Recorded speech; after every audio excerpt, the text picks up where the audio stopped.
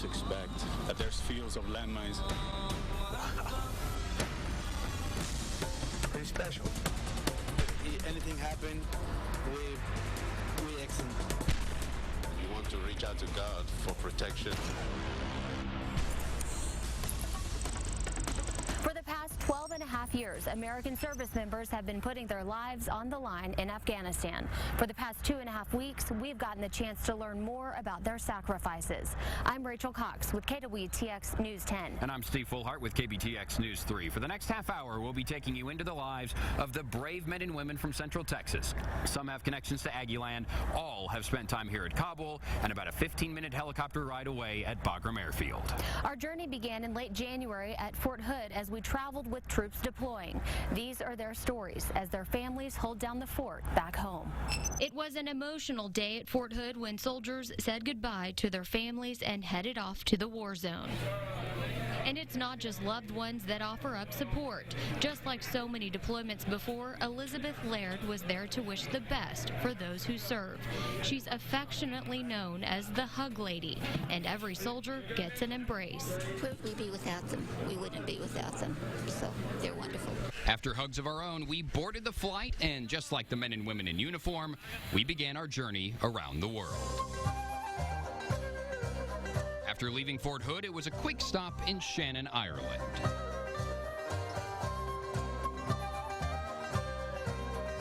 And then on to Kyrgyzstan, a former Soviet republic the size of New Mexico with about as many citizens as Minnesota, 5.5 million. Oh, and it's cold. Really cold. The transit center at Manas is the last place many soldiers stop before they're heading to the battlefield or before they're heading home.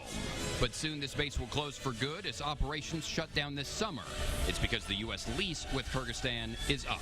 Until that moment, we will be moving on with our mission and getting our airmen, soldiers, sailors, Marines through Manas. While we were there, we caught up with soldiers preparing to enter the war zone for the first time. Many still thinking of families back home, like 19-year-old Joaquin Santos, who'd said goodbye to his new wife of 7 months just days before. A FaceTime session can really go a long way towards easing the tension. That's really hard. I don't know.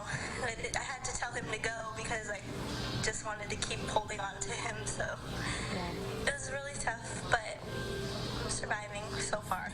It felt good to be a part of being able to go to Afghanistan and be part of the last people coming out, saying that I actually got to go to Afghanistan. But it was also hard because I'm a private, and coming in, I don't know what to expect, and especially we newly married, it's hard leaving my wife.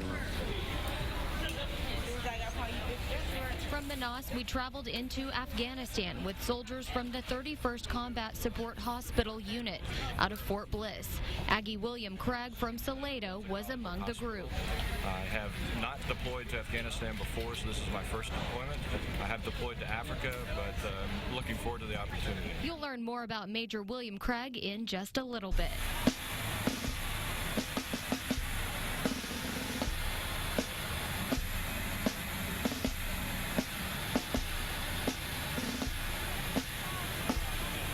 First stop was Bagram Airfield, one of the biggest military bases in the country. There are more than 20,000 soldiers, civilian contractors, and Afghans on site every day.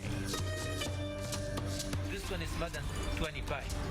25 for you, 20, because your first 20? customer. 20, Oh, yes, because your first beautiful. customer for you $5 discount. While Bagram has been the target of enemy rockets in the past, which has led to the deaths of military members, Army officials said this time of year, attacks are less likely. That's because of the cold and bad weather. But rain or shine, Fort Hood soldiers work to keep the base safe. Obviously, Bagram Airfield is a large facility, needs a lot of defense on the outside. That's why towers like this one stand watch over the perimeter of Bagram. But there's also work being done outside as well. As you can see behind me, there's a large group of Afghans who are searching the fields. Back when the Russians controlled this area, they loved to use landmines, and there are a lot of them out there that these folks are trying to find. Bav used to be a Russian base, and then once the Russians moved out of Bagram area, it became coalition forces base. So the way the Russians protected their camp was just laying mines around the camp. With the scheduled drawdown of U.S. forces coming soon, it is imperative that while the Americans are here, that they're able to help and support those who are trying to clean up this area. When some of our troops go outside the wire on patrol, they also got to be aware that there's fields of landmines all the way around in Bagram. Not only around the camps, but there's other areas where there's minefields also. Kochi's security team member Shankar Kumar's job is to protect the perimeter of Bagram Airfield from this defense tower. His weapon is usually an AK-47. Avoid aiming anything above the shoulders. But now American soldiers are training them to use less lethal firearms, since children and teenagers are oftentimes the ones approaching the towers. We're armed with AK-47s, which is lethal, obviously, force. A lot of things happen around the perimeter are involving children or young teenagers trying to steal things. We obviously can't shoot them. The ammunition itself, it's a polymer. It's got a payload in of paint. When it hits, it's designed to explode instead of penetrate into the body. After I get done firing. So far, the training has been going smoothly for the Kochis, who mainly stand watch at the towers. They're catching on really quick. They listen. They're attentive. Then when we go on the range, their shot placement's always good. And the new weapons could also help identify possible threats beyond the wire. This non-lethal weapon uses ammo that breaks apart, so soldiers can also use this to leave a mark on suspicious vehicles approaching the tower. One tactic soldiers from all over the world will continue to use to protect Bagram, even after many American troops have gone home. Meantime, though, we're focusing just on the daily job of making sure everyone inside this base is safe and secure. Securing an enormous military base like Bagram Airfield takes a lot of work by many different soldiers on all levels of the battlefield. It's extremely important. For the commander of Fort Hood's 3rd Battalion 82nd Field Artillery Unit, it started with gaining the trust of the Afghan people. Like moving into any new community, you have to establish that trust with your neighbor. And frankly, as the Afghan police have taken charge of the security here, it's even more important. Brooks also depends on interpreters to help in communities near Bagram. Yeah, they are fine with me. I don't know, but they are fine because I respect the culture. Every time I cover my head. Rose has to have the ability to speak with my command voice, to talk to the Afghan leaders and explain to them where we need their assistance, wherever it is in the Bagram district. And she does a great job with that. The leaders respect her. Here you can see just beyond the wire mud huts and a mosque where Afghan people live just outside of Bagram Airfield. Other Fort Hood soldiers on the front lines of intelligence and patrols have also helped to prepare the Afghan security forces as the drawdown continues. Right now we're providing security for this base, and we also patrol the nearby villages right outside. And we do training with the Jordanians. Trends show that the Afghans are really taking the lead, and we're a supporting unit to the Afghans at this point in the war. A war that's meant multiple deployments for many of these Central Texas soldiers who will soon get to return home to Fort Hood.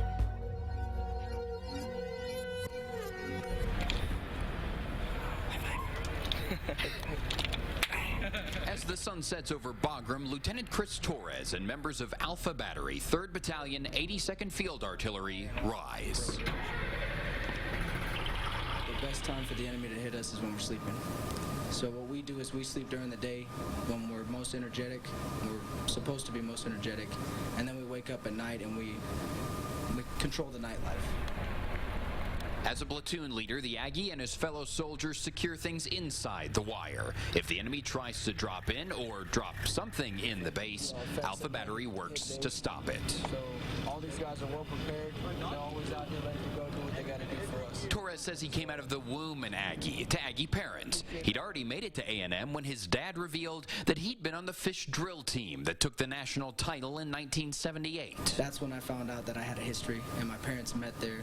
So I decided that history could repeat itself for once. But Aggieland wasn't originally his collegiate stop. A Marine Corps scholarship at the Naval Academy fell through, and he was at basic training with the Marines when former A&M Commandant General John Van Alstyne offered Torres a full-ride Army scholarship. I didn't care what uniform I wore, I just wanted to be an Aggie, class of 12. War zones are inherently stressful places, but for Lieutenant Torres, maybe one of the most stressful times of all came not in a firefight, but a snowball fight. And at one point in time, I actually did throw my ring off because I've lost plenty amount of weight out here, and it was lost for 3 days until the snow cleared, and one of my soldiers found it for me.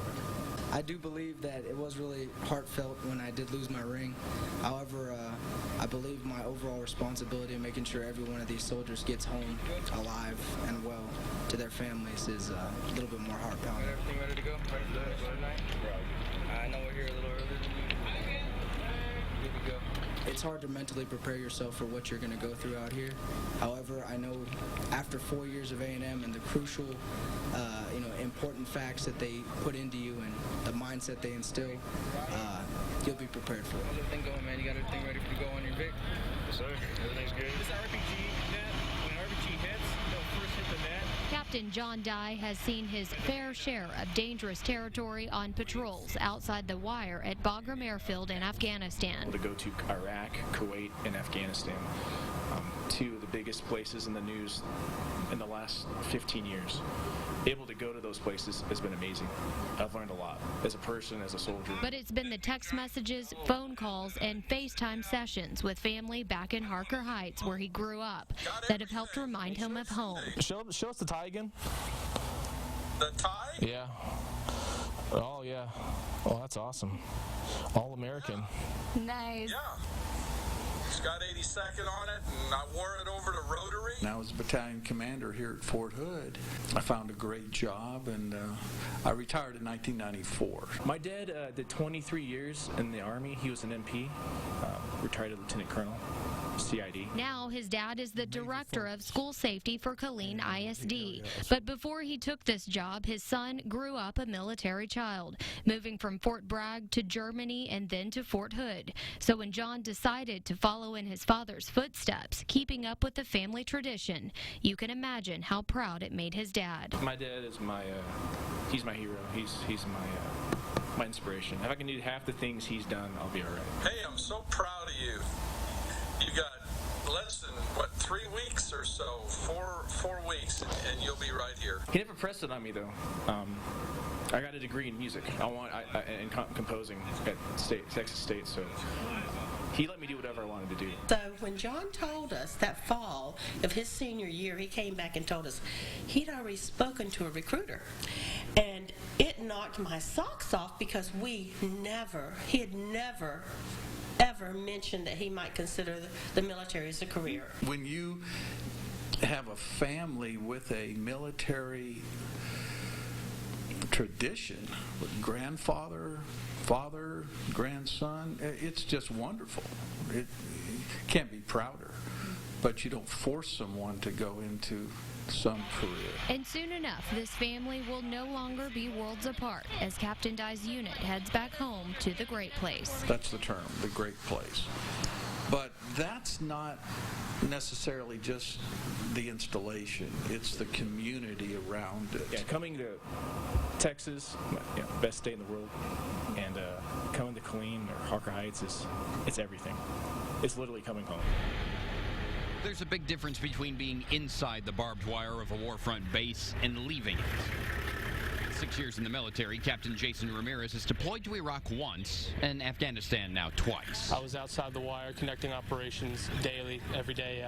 This is my first deployment behind a desk, but you know, everybody contributes, and I'm just, you know, glad to be a part of the team. Ramirez is serving as a liaison officer with 2nd Brigade, 1st Cavalry Division, helping move critical information on operations in a field he knew he would be a part of. Growing up as a military brat, you know, you're kind of surrounded by it, and you know, you see what it's all about, and so that kind of helps shape me into the person that I am, especially, you know, with my dad being in the Army, the discipline he instilled, my grandfather, his history. Joe Ramirez Sr. served in the Korean War and was taken prisoner for nearly 3 years. Joe's son was inspired. Despite being surrounded by gang influences that led other family down bad paths, Joe Jr. ended up in Texas A&M's Corps of Cadets, then in the Army. He rose to be a general, one that now leads the A&M Corps as its commandant.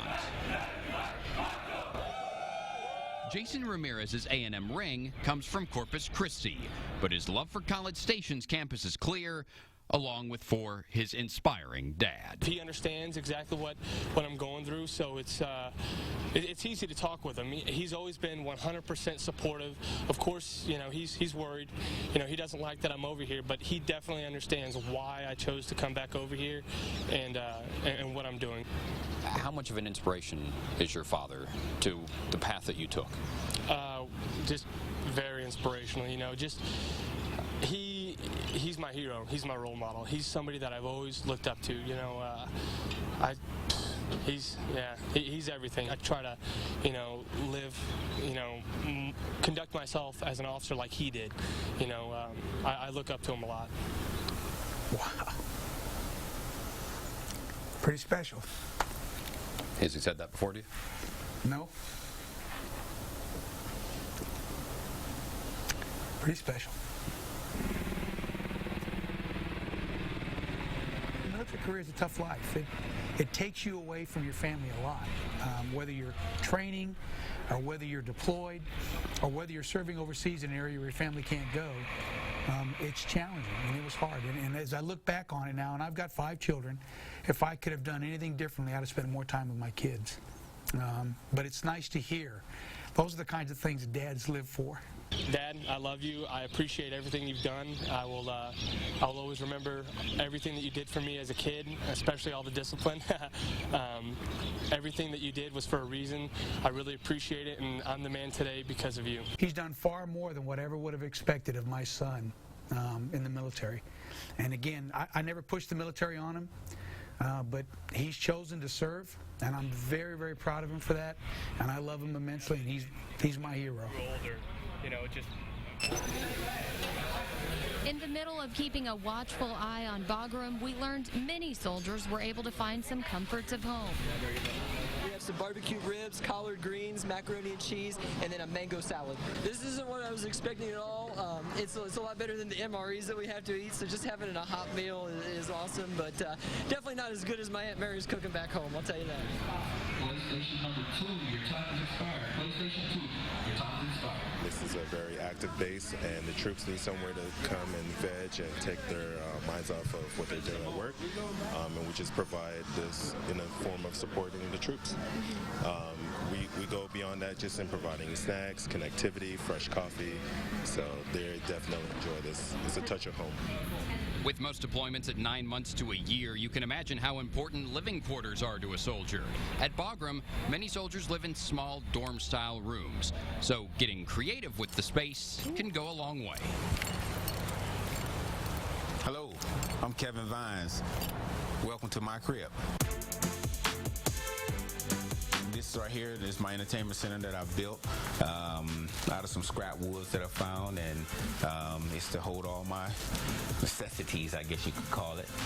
A couple of things I buy over here just to make it look more like home, to make it feel like home, or home away from home. This is considered my living room. That's my kitchen you came through. This is my living room here, and this is my bedroom where, you know, I spend a little time. This is my little foyer area as you come in. I don't have a roommate right now. This is like my little little food section area, and then this is like my little table with all my supplements and food.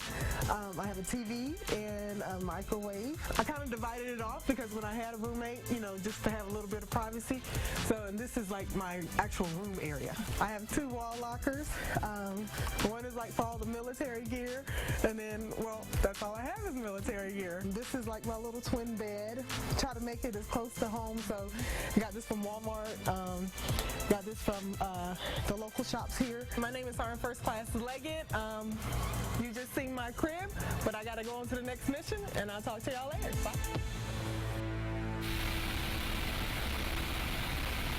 From Bagram, we traveled to Kabul as our journey continued through Afghanistan. The next stop was at the International Joint Command Headquarters, where 3 Corps Commander Lieutenant General Mark Milley handed over the command of the International Security Assistance Force Joint Command. Milley said it was not about change, but a continued effort to train the Afghan army and police. A somber moment marked with soldiers from both countries saluting their flags as their national anthems played back to back. But this sign of progress is still haunted by the reason troops have been here for more than a decade. Never, never again allow our country to be attacked from the evil that had found sanctuary in the hills and the mountains and the training camps in a country called Afghanistan. And even as Milley and the rest of 3 Corps soldiers leave, the work is not done. Our purpose hasn't changed one iota from the first day I set foot in this country over a decade ago. Now the way we do that is you have to build a better future for the society in order to stabilize the society. And the way we've chosen to do that as a nation is to build a security force. A long-term goal some hope to reach by keeping American and NATO troops in the country past the 2014 drawdown date. And I'm optimistic and confident that sooner or later the political aspects of that will work itself out, and we stay focused on building an Afghan security force, which is really critical. But for now, getting home is the top priority. We're looking forward to get back to Texas. Can't wait to embrace my wife and start riding some horses down there in Texas and eat some Texas barbecue. The base in Kabul was vastly different compared to Bagram because soldiers from all over the world were there taking part in the mission. 49 different nations taking part, from big nations such as your own, the US clearly the biggest contributor. The UK is the second. We have about 5,200 troops in country at the moment, and then big forces from Germany and from Italy as well in the north and the west. But also have smaller countries as well, contributions including the Jordanians, as you may have seen on the gates here, the Jordanians controlling Macedonians as well. So a lot of other nations contributing. 22-year-old Mohammed Youssef Baha's store shines with jewelry. He thinks his country has shined much more since the United States and its allies came here. So we had more business opportunities, so it helped a lot of Afghan people, and I'm really grateful. That's very happy from the business. And I put a name on it. Nameplate. Down the path, Sami Hamadi's store features all sorts of trinkets. 13, 12 years before was quiet, no business, nothing. Now it's lots better.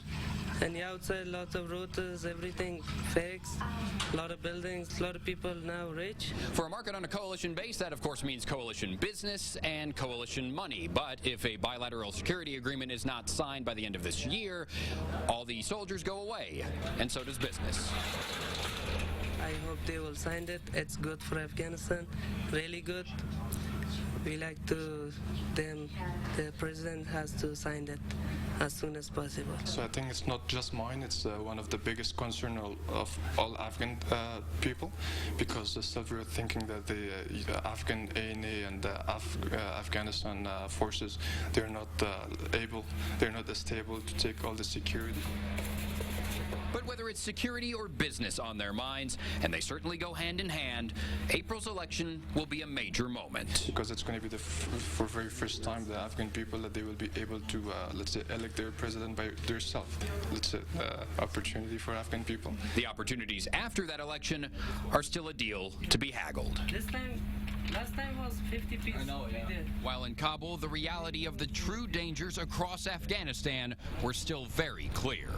We got evacuated around 8 o'clock this morning when military police came inside the building where we are staying and pulled the fire alarm. We later found out that a suspicious vehicle had been located on the northwest part of the base here at Kabul International Airport, where the International Joint Command headquarters is also located. The NATO forces, they were near a prison on the east side of Kabul, about 10 miles from our location at the Kabul International Airport. And a bomb in a vehicle driven into the convoy. The second largest Islamic militant group in the country claimed responsibility after that attack.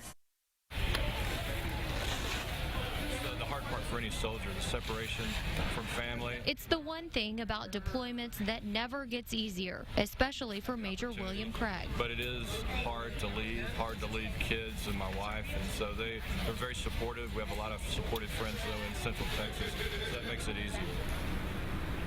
Craig is in Kabul, Afghanistan now with the 31st Combat Support Hospital Unit. The Aggie will be there for most of this year while his wife and 2 kids are back home in Salado. Get a hold of him. We got to eat lunch with David and Colette today after church, and that was great to see them. Right. But now technology has made it easier for Craig to see his family every day. It's these moments, he says, that have made his deployment easier. You know, I am a much more happy and positive person when I get to see my wife at least once a day. So I think my demeanor and attitude, you know, you shape that yourself, but I think my demeanor and attitude every day are a little brighter once I get to see my wife. Well, that makes me feel good.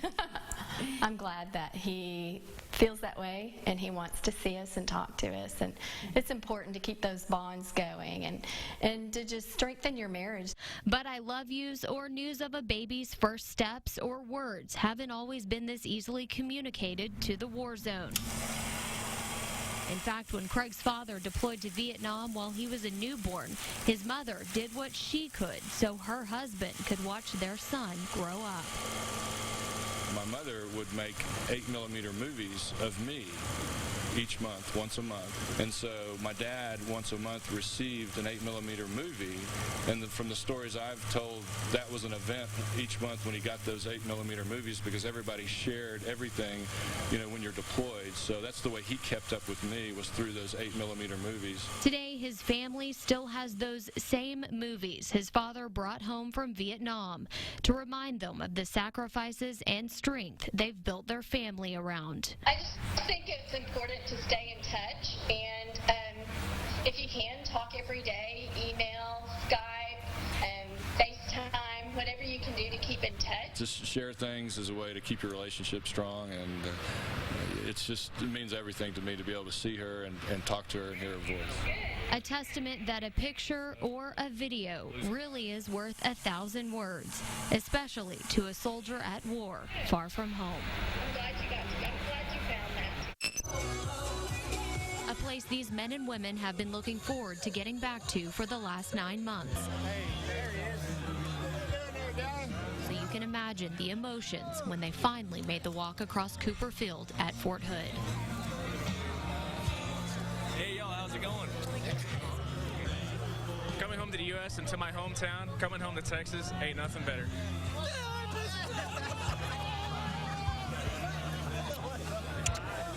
Hey, Phil, how's it going? I want barbecue. I want to have some beers. And I like to relax, wear some sandals, some shorts. It's wonderful. It's absolutely wonderful. He's looking good. It's a lot of emotion, as you know, and this will be the 4th time that I've walked across this field, and it just gets better every time. Even though many Fort Hood soldiers have made it home, others will head to the war front later this year. And of course, we hope that all of them get home safely. Their mission won't be complete until that happens. We very much appreciate your time, and it's been our privilege to bring you the stories of these Texas soldiers. I'm Steve Fullhart. And I'm Rachel Cox, reporting from Kabul. Thank you for joining us.